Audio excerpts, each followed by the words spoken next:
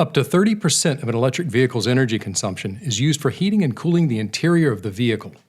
Thermal mannequin technology can reduce that considerably. This is the Gamechangers Video Podcast. Stories of people, ideas, and technologies that are making the world a better and more sustainable place. Welcome to Gamechangers Video Podcast. We're your hosts, Michael Best, Jonathan Winch. Glad to have you on board. Our guests today include Thomas Hvitved, CEO of PT Teknik, the Denmark-based company that produces high-tech mannequins. And we have exactly one of those high-tech mannequins sitting right next to Thomas, called Holger, and he's probably the real star of the show today. So it's fantastic to have you both on the show. For our audio-based listeners, I need to explain that Holger, being a mannequin, is dressed in a white cap. He has a black t-shirt on and gray sweatpants. Is looking pretty relaxed. So not the ordinary guest, but one where there's a lot more to that guest than meets the eye. Later in the show, we're also going to be meeting the company's founder, Peter Trans, when we go into the production plant to take a look around. And Thomas is here to tell us how, by using mannequins like Holger, that auto manufacturers, architects, and others who help build and design this working and living spaces in which we all spend our time can make tremendous strides in reducing energy consumption while keeping us all comfortable. And that's a real sustainability game changer. So, Thomas, can I get you to give us a brief background on how you became CEO of a company that has mannequins so smart you say they can help save the planet? Well, you don't really say that. You're more modest than that, but I've made you say that. Being a Dane, I wouldn't say that. Exactly, no. Yeah. I started my career in consulting, Accenture, for a few years, and then very quickly moved to, let's say, international business, international companies. And I work with a UK-based corporation, also a Danish-based corporation within the analytical industry. Okay. Sounds like an exciting journey so far, but how did you become the CEO of this company? Actually, you woke up one day and thought, mannequins, let's go work with them. Exactly. No, actually, I was 3.5 years ago. I was in between jobs. And when you're in between jobs, you start to think, what do you want to do? And I was considering something a little more innovative, a little more niche, a little more different than what I usually had dealt with.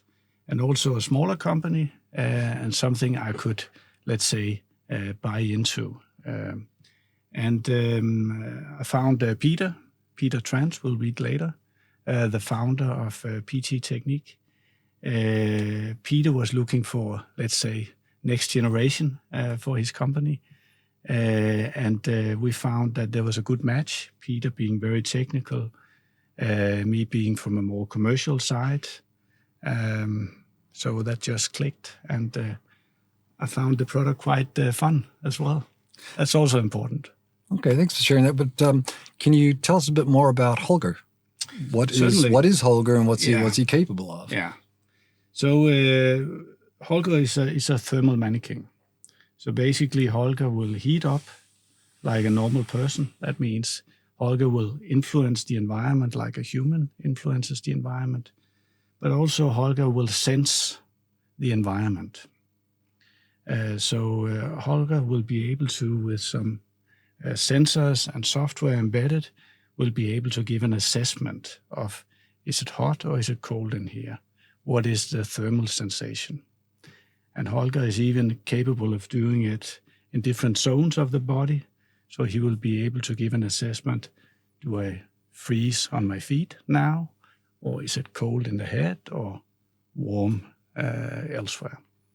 Fascinating. So you've got him heated up to normal human body temperature throughout. Yes. And then he's got sensors embedded in. Yes. All throughout the body. Yes. Fascinating. And the point is, a lot of people have traditionally used, let's say, sensors on its own. forgetting that when we're sitting here in a, let's say, small vehicle, we actually also influence the environment. After sitting here for maybe half an hour, 60 minutes, we will be able to heat up the entire car unless we ventilate it. So the fact that Holger is heating is actually a very important aspect of his capabilities. Okay, and so what's the technology here? I mean, if we look at Holger's skin, right, looks to me to be pretty much just like you'd expect a clothing mannequin. Yeah. I don't see any real difference. What is the difference? The difference is Holger's got a hard shell. And then on that hard shell, which is molded or 3D printed, some wire sensors covering the entire body is attached. And then there's a very, let's say, thin surface, which is heat conducting on top of that. So that means that the sensing of the environment is, let's say, very fine, very detailed, and he is very sensitive. So like my skin, for example, I imagine has a lot of little nerve endings. It's a surface that's quite, I can sense a lot of things across that surface. How similar to that sensation? I mean, if how dense is that in his skin? Well, I mean, thermal comfort is about you producing heat and losing heat. As long as the amount of heat you produce and what you lose to the environment is in equilibrium, you actually feel good. If you lose more heat than you produce, you're cold, and vice versa, you'll be warm.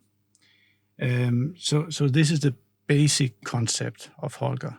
So with Holger, we'll be able to calculate the heat loss from the body, skin temperature, and with some software, Holger will be able to, and the models based on science, he'll be able to give an assessment of feeling, sensation, thermal sensation. So when Jonathan's asking about the nerve endings, like in his own skin, is it a type of mesh? You referred to a conductive surface on the skin. Yeah. Is this something that you spray on? Is it a wire mesh kind of thing from the inside? Can you describe it? It's basically a wire sensor covering the entire surface. So like a surface mesh. Surface mesh, you could call it, yeah. Okay. Cool. And so what else can Holger do? Depending on the application, Holger would be able to sweat as well. So if you wanted to understand, let's say, evaporative properties of clothing, or you want to understand how body reacts in a very hot, humid environment, he will be able to sweat as well. This model is not sweating. Also, there's holes in the nose and the mouth for breathing. So it's possible to connect an external breathing system and then include the respiration in the whole thermal exchange for the environment. So how would you use the breathing? What's the point of that?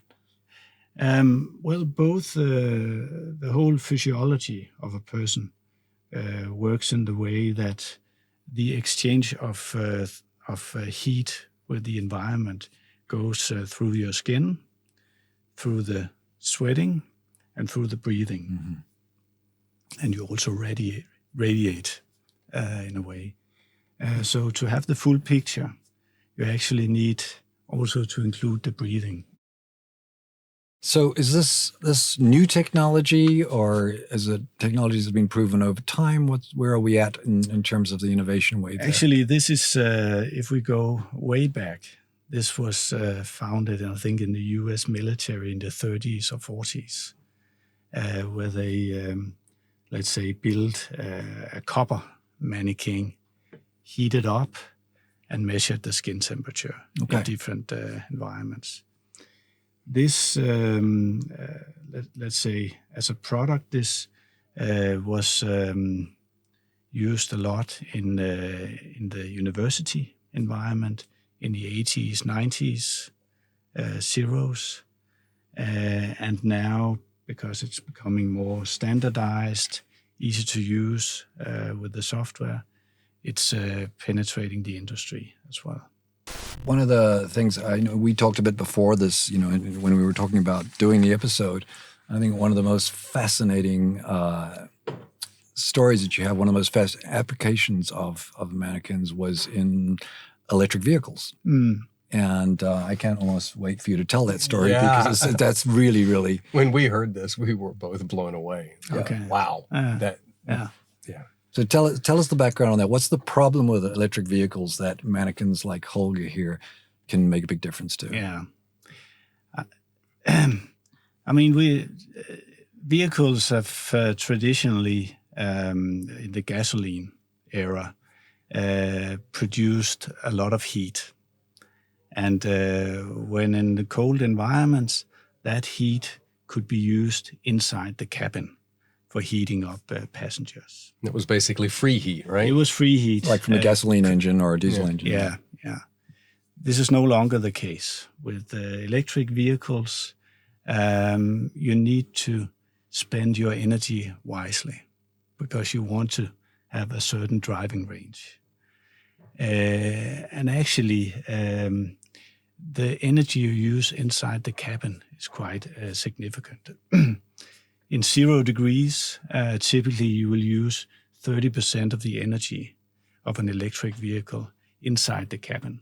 30%. That's 0 degrees Celsius, right? That's 0 For those in degrees North Celsius. America, freezing. Yeah. 30%, that's an incredible amount. So 30% of, if I get this right, 30% of the energy being used by electric vehicles around the world is pretty much for air conditioning. Or heating. Let's say in 0 degrees, it's 30%. If you're in 20 degrees environment, of course, it's different. But if you're in 30 degrees, then you're also using the energy for cooling down. Mm-hmm. And typically, anyone driving an electric car will realize the difference of the driving range in, let's say, May compared to January, summer or winter time.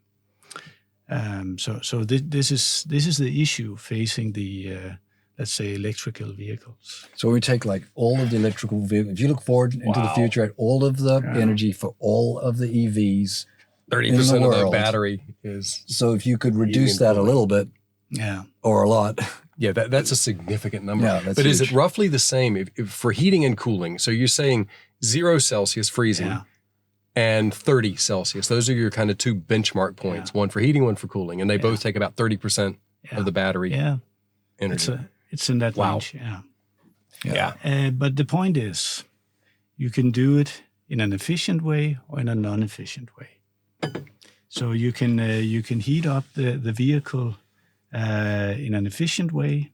That means you can do it in a way to get the full bang for the buck in terms of thermal comfort, or you can do it, let's say, in a wasty kind of way where you heat up, but people are in the car still cold. So are EVs today, EV manufacturers, are they doing it in the efficient way, or is there room for improvement? I think there's room for improvement, and they are also aware of that. And what kind of improvement goals do you have in mind? Can you quantify it in percentages? We've seen, let's say, we have a partner who has done some studies comparing one type of ventilation or heating concept with another. So comparing basically the traditional air vent going in your face to, let's say, a more radiation-based concept. And they have been able to increase the driving range 17% of the car. 17%. Just changing that way of heating. Let me just break in there for a second, because when you say radiation, a lot of people might think that by introducing that nuclear kind of radiation radiation. and heating up, frying the passengers, but you're actually talking about radiation from windows, heat or cold it could radiation. be panels. Panels, okay. or Some it form could of be solid panel. Yeah, it could be, let's say, panels in the top of the car, in the side. It could also be heating from the seat, which is also a very efficient way to heat up. Yeah, So he likes the heat in the seat when we drive hell in the yeah. van. Yeah. He's always got that turned on. Yep. Yeah.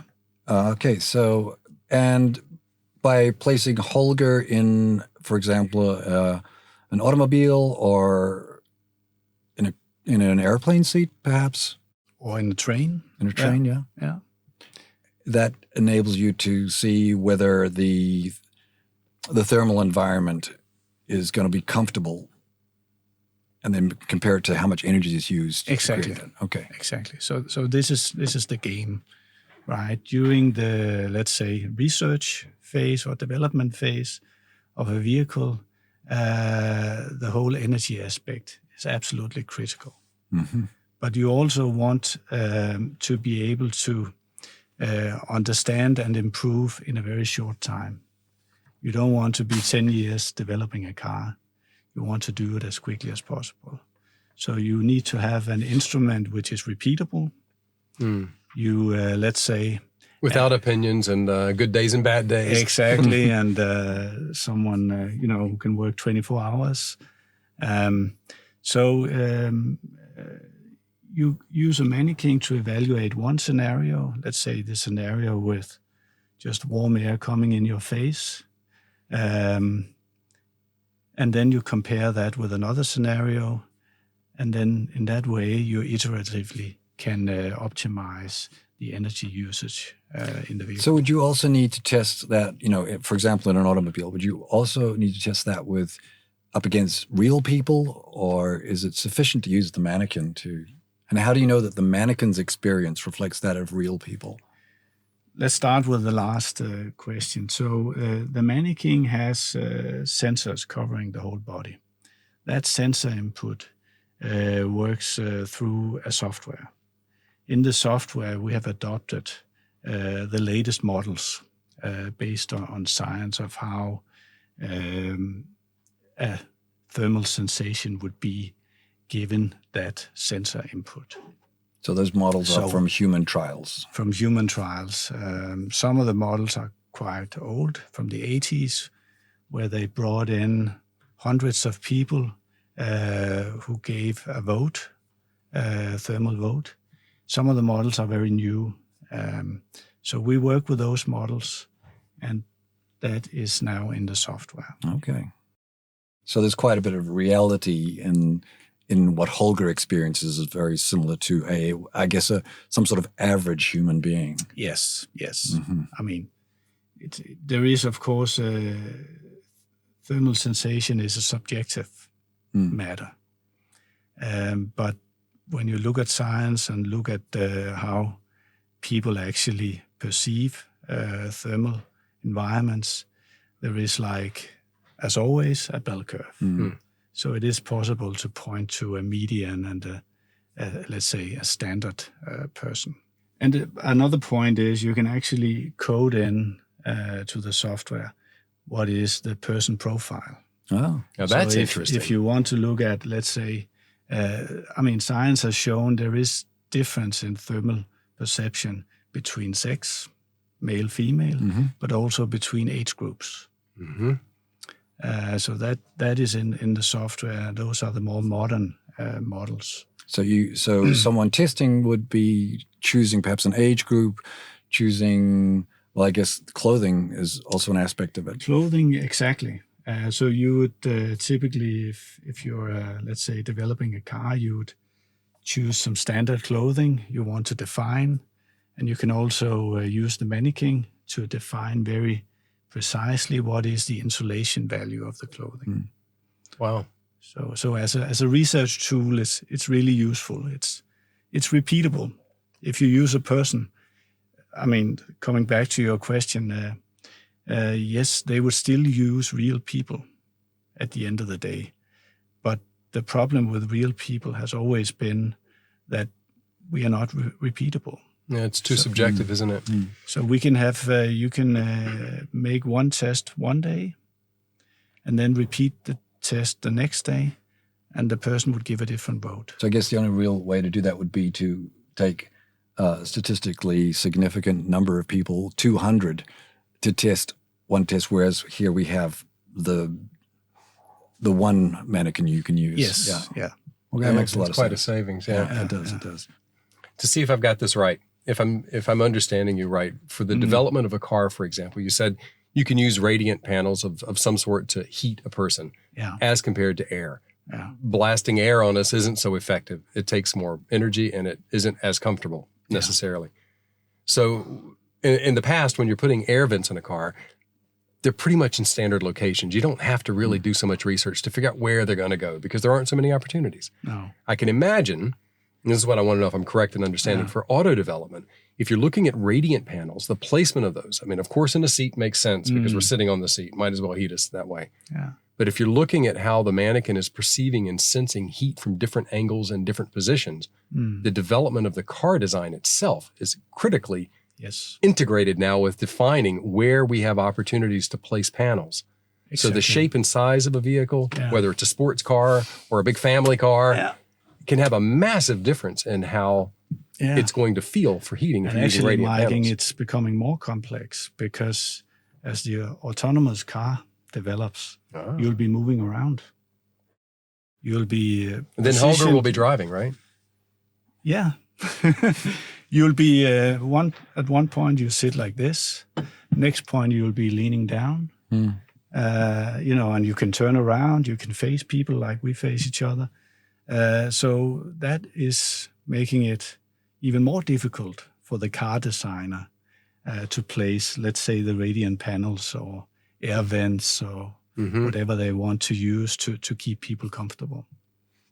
So if I recall correctly, over the last decade in the U.S., people have increased in size.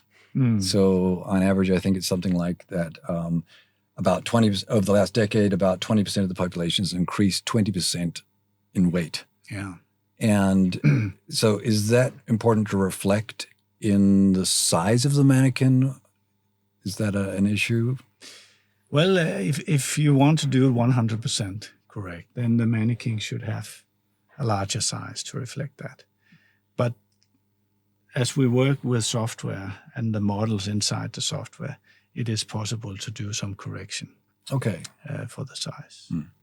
It is also possible to do the correction for the male-female aspect or young versus older aspect. So it's a little bit like the mannequins are a little bit like, say, a Tesla, where you get essentially the platform that is the car. Here, the platform is the mannequin, but you can both make software upgrades, I assume also hardware upgrades over time.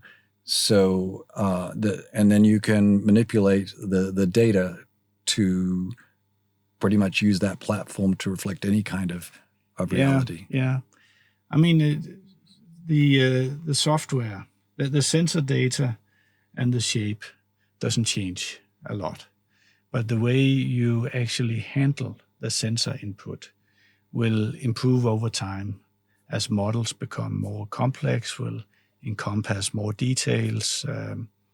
Let's say the aspect of a difference between age groups was not so well recognized 10 years ago. It is now. It's possible to model. I think also for the future, it will be possible to teach the mannequin using artificial intelligence. All right, I'm thinking like, for example, if you have an astronaut, so that's one person that millions of dollars are pumped into, right? So perhaps creating a mannequin that is like that astronaut, so that the mannequin can be used to test environments for exactly that person. That's kind of what you're talking about, isn't it? Right. Yeah. I could imagine in the future a very beautiful kind of integrated result that could be possible then and not today. In a vehicle, for example, if you can create an algorithm in the software that allows you to define profile types 1, 2, 3, 4, and 5, and I'm a 1 and somebody else is a 5 and whatever. Yeah. In a particular vehicle, it could be possible then to change the way the radiant panels and the cooling panels and airflow is based on my preference profile, rather than dialing up an intensity dial of 1, 2, 3, 4, 5 like we do today.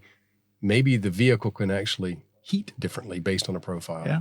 So that's the EV story. But man, what a big one.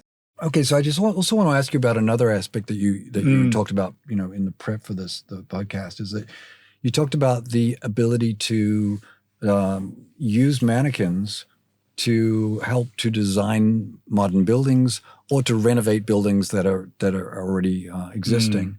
Can you talk a little bit about that? Because we've seen them in a car, we've seen it in our minds that way. What about placing them in a building? How does that help? What are the possible gains around it? Yeah.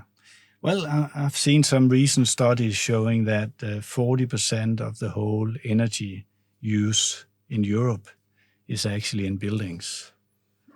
And my guess is the vast majority of that... 40% you said in buildings? 40% is related to buildings. 40. And my guess is the vast majority of that is either heating or cooling the building, because that's where you typically use energy. So there's a lot of also legislation, a lot of attention on reducing the energy consumption of buildings. Still, you need to keep people comfortable. And that's the same idea as it basically it's just a very big car. A very big interior space. Yeah, exactly. And it doesn't go quite as fast. And there's a lot of research in low emission housing, zero energy houses, etc. And again, this is a nice tool, a repeatable tool for reviewing different concepts. We can probably all agree that there's a lot of negative news out there about where the world is going. We need more uplifting stories that can ignite hope and accelerate the changes toward the brighter future that we all want. I want it. You want it? I want it. We're looking for stories that the world, it's going to be just a horrible loss if the world doesn't hear about your game changer. Okay, that sounds like that's slightly overdoing. That's over the top. Yeah. But you get the general idea. So if your company has a game changer, get a hold of us. We would love to hear from you. So Holger and friends are being used in the automotive industry. To what degree have they penetrated the building side of things, and or are we at the very beginning of that? Well, actually, let's say on the university level, where things typically start, this is a recognized tool for indoor environment research,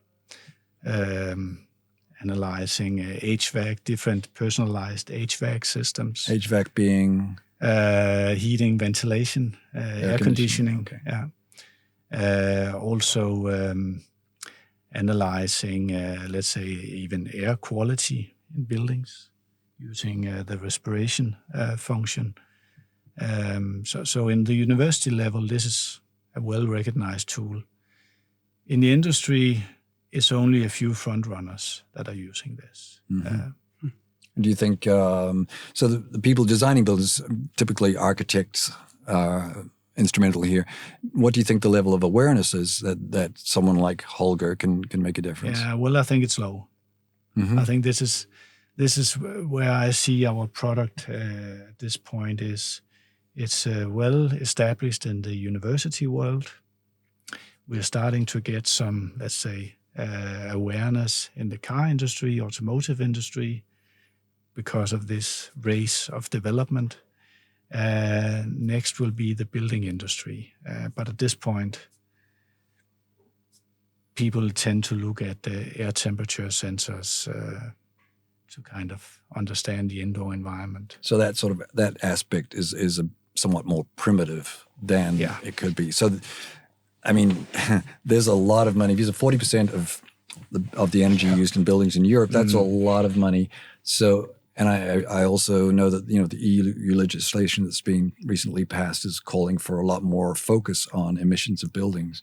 So there would be significant gains, I imagine, like far beyond a primitive approach. Yeah, I think most of us have tried to be in buildings, even modern buildings with a lot of glass surface and automatic ventilation, everything, which at least in the beginning, until it was fine-tuned, was not really comfortable. Yeah, all you wanted to do was open a window. Yes, but you couldn't. Right? Yeah.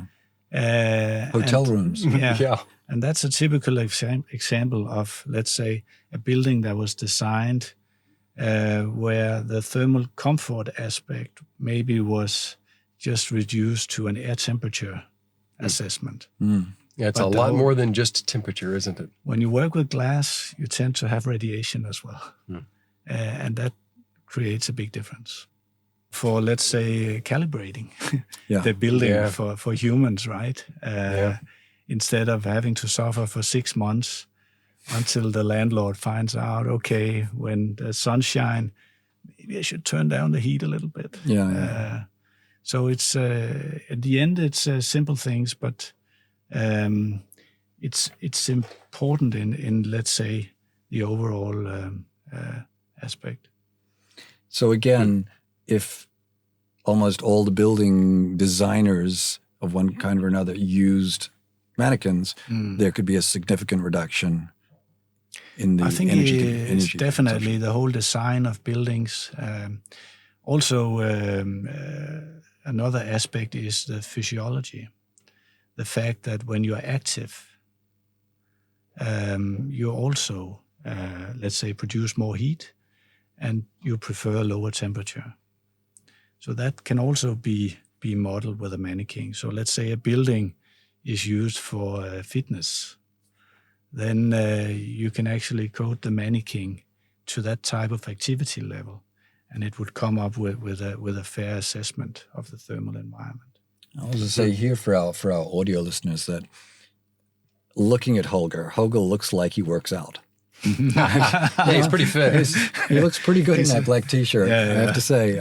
So Well, he must play soccer, right? Or football here in Europe, he based does on have the a hat. soccer cap on. Definitely, That's true. But so he is obviously used to being in fitness environments and measuring those. Hey, he's even got a fresh pair of clean, shiny athletic shoes on. People can't see, but they're He's a there. sporty guy. Yeah. So you don't just do full mannequins like Holger here. You also do some kind of creepy stuff. They do parts. Like body parts. And I think the one that, that fascinated me most is the sweaty, well, you could say it's a sweating foot.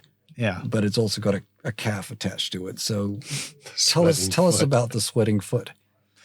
Well, the sweating foot is going to a manufacturer of footwear.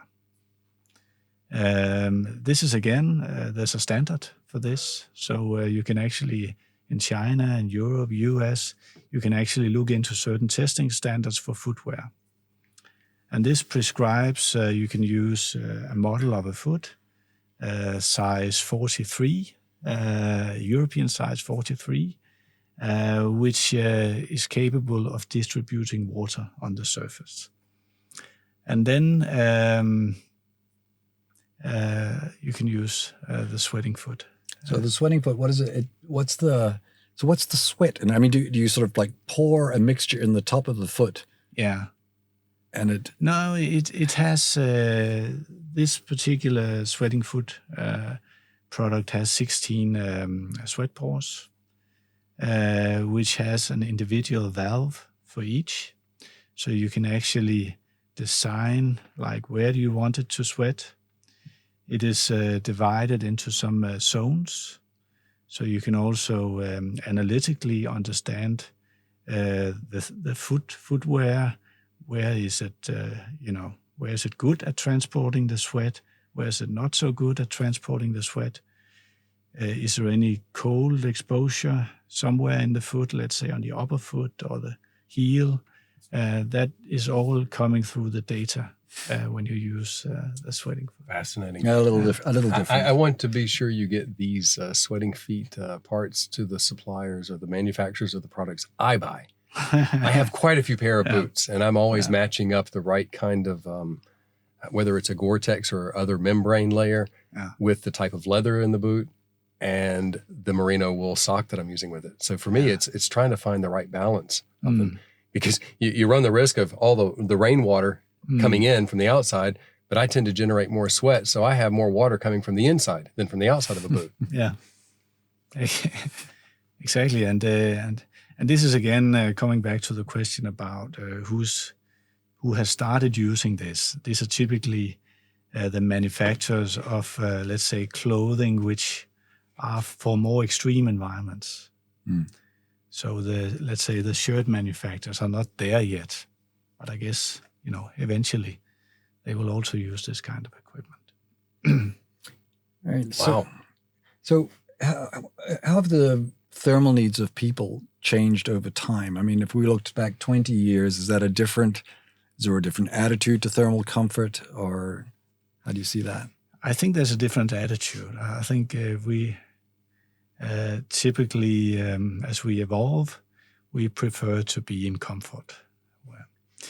Are you trying to say we're getting softer? We're probably getting softer. Also, but I think there's another part of it that as a human, we adapt to environments.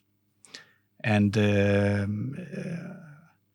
if you're in a very hot environment, you adapt to it. So let's say, your threshold for being hot and cold changes.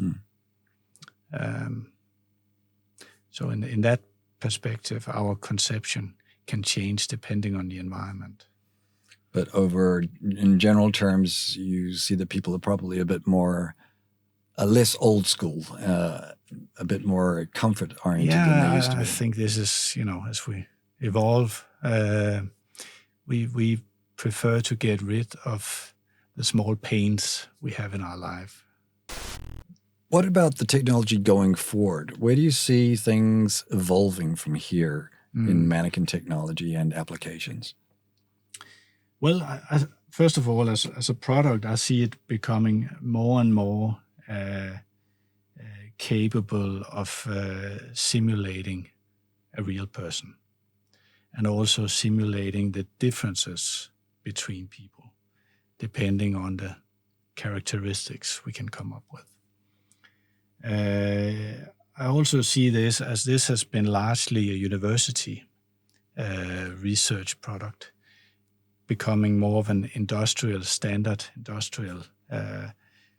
tool for innovation in the, let's say, EV car industry, whole transportation area, also in the building industry, construction industry, and the clothing industry. Mm-hmm.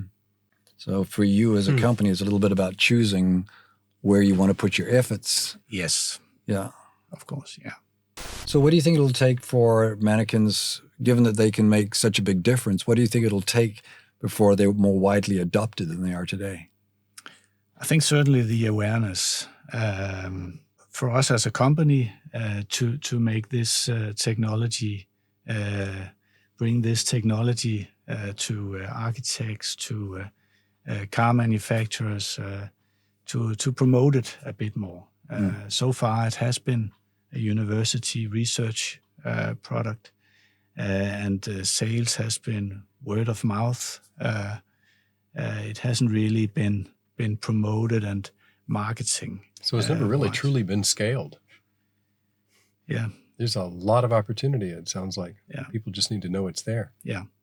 Do you think it makes more sense for companies and institutions to invest in their own mannequins to keep there on site for development? Or does it make more sense to be pulling them in and renting them as they need it during development? I think for innovation departments, this will be a standard tool. Yeah. Whenever they have a project, they need to run some tests on the mannequin. So they would be more owners as such, perhaps. Yeah, but one of the aspects I think about, if you want architects to use this, I can sense that there is a certain amount of knowledge that they need to have on board in order to set the mannequin up and work with the data there's a certain amount of data science to it. And I would imagine that could be a barrier for architecture companies. They're already battling with, what's AI going to do, right? So they're sending resources in that direction. But this is a task for us as a company to make this more user-friendly. Make it a plug-and-play solution. Yeah. Also, one aspect is we have a digital twin for this guy. So talking about architects, you can actually, in the, let's say, standard simulation software, you can import a model of Holger, and it will have, let's say, the same thermal properties as Holger. So for the first 1 or 2 years where everything is in the computer, you can use the digital model. Then when you start to do testing with some prototypes, some real buildings or some real cars, you can bring in the physical mannequin. And That's interesting. You will have like a one-to-one. So this is validated. The digital mannequin is validated against the physical mannequin. That's really interesting. So you could imagine that in computer-aided design, CAD software used by architects, that they could, in fact, given with your technology and your IP and so on, they could bring in, let's say, Holger, and place Holger in their 3D. Oh, wait. It gets even better than that. Imagine in the future as it goes forward and the AI has helped you develop this. That digital twin, when you bring it into that CAD drawing, it talks to you. Oh, yeah, that's No, not there. Move the window up a bit. Remember your sun angles. Yeah. It can start to tell you, 3 months out of the year, that's just not going to work. Or I'm feeling really cold in this corner. Where's that coming from? Has someone got a window open? I mean, why not? This could happen. Where that digital twin is capable of communicating. I mean, architects are using already software where they're simulating, let's say, wind, some circulation of air in the room, solar, etc. It's very natural to bring, let's say, a virtual person in there. Mm-hmm. That's a pretty exciting vision of the future. So if you take him far enough into the future, I could put him over here in this seat, and I don't need this guy, right? We'll just see about that. Okay, but that's pretty exciting stuff, and a fascinating story to hear how mannequins, their potential, which has not even been, not even scratching the surface here, can really make a difference. Yeah. It must be a little bit frustrating for you as well to think that you've got this and you have to build so much awareness around it yet. Yeah, well, I think it's a challenge. It's a nice challenge and a lot of fun. As long as, it's a fun product, there's a lot of further development in it. There's a lot of education to the market. It's a great challenge. We wish you luck with the journey. If you had a crystal ball and you could look into the future, imagine and tell us, what would you imagine to be the wildest, impact that your game changer could have on the world? Yeah, I believe this could go into pretty much all development processes in the car industry, in the building industry, where you would, let's say, start in the computer. You will have a digital virtual twin of Holger. You would design everything, simulate airflow, simulate HVAC systems in the computer system. You would start to build prototypes. You would take a physical version of Holger and you would validate all the construction work you've done. So that's a pretty nice image of where things could go. It's a nice vision. Tell us why you do what you do. I think we can make a difference with this product. I think we can help companies develop energy efficient, comfortable buildings and cars much faster than today. And we also do it because it's fun to work with. It's fun to imagine how, as people, we respond to different environments. It's easy to relate to when we work on improvements of the product. It's easy to imagine how we can improve it because ultimately we want Holger to behave and respond like a person. What I've noticed here is that when you're sitting with Holger, it's very often that you sort of reach across and take his arm or something like that. So I guess it's he's part of their family, apparently. Is that sick? Yeah, well, it's more like the attitude you have to the products, right? You're trying to make Holger as human as possible, so you develop a relationship with Holger over time. It's kind of obvious. And, this could be. It could be a thing to watch as well, but we're not judging. Definitely, no judgment here. No judgment here. Well, we parked the van here in the design and production facility, so it'd be good to get out and have a look around. Okay, let's get Peter to show you around. For our audio listeners, we're now standing in the design and production facility here at PT Teknik. And I am together with Peter Trans, who is in fact the founder of the company and the technical genius behind the mannequins. And Peter, you're going to show us a bit of some of the body parts that I can see strewn around here and maybe explain some of the features of them. Right in front of us is a mattress, and on top of that mattress, which is on a bench, and on top of that is a torso without head, arms, or pretty much anything other than the torso. So tell us about the torso, Peter. It is a torso of a sweating mannequin. And as you can see, there are holes. There are 250 holes in the whole body. And each of them is supplied with its own valve, cutting on and off the sweat. So you can decide how much sweat is coming from each hole.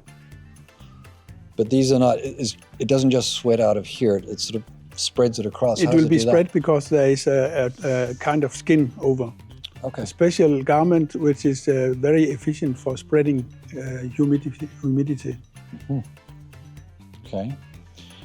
And then also on this mattress is quite a, I wouldn't call it lifelike, but the contours are very lifelike, a human head. It is a thermal head. It is natural shaped because it is important for the air coming, the hot air is going upwards, and the chin will actually split it into two, and the nose will interfere, everything will interfere with this spreading. So some people want to have no compromise at all, so they order a natural head. Do you put a wig on it sometimes? Would people do that? Because hair, I imagine, also has... Especially the customers do. Okay. But we can supply also wigs. The ordinary standard head is just like a football. Oh, right, without facial contours. Yeah, like this one. And then a little bit, the third thing on this mattress is, in fact, now how would I describe this? A pelvis and upper thighs, which is joined as a sitting position. It is the low part of a thermal mannequin. But this one is special made on a customer's demand. So it will have maximum contact to the seat. That's why it has got flat tires and the back part. Okay, so basically you kind of get a flat ass when you sit down, isn't yes, it? Yes. It fits a car seat. Mm-hmm. And it's tested with a special blanket, which is sensitive to pressure. So sitting like this with the last part of the leg out, it is perfect for car testing. Mm-hmm. And that is what we do sometimes when a customer is asking for a special feature. We agree with it and we make it and we use it for the future. Okay, so the innovation is happening in collaboration with your customers? Yes. So over here we have a sweating foot. Yes. Sitting on a different bench. This is a standalone part. Customers want to investigate footwear or something, and they can buy just a sweating foot like this, and it will be hanging in a special device.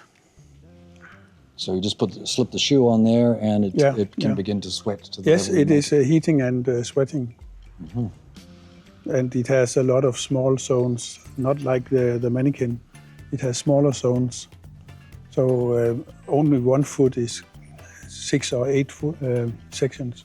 Okay, so you can assess different issues around we can see the heat distribution on a very small part of it. Mm-hmm.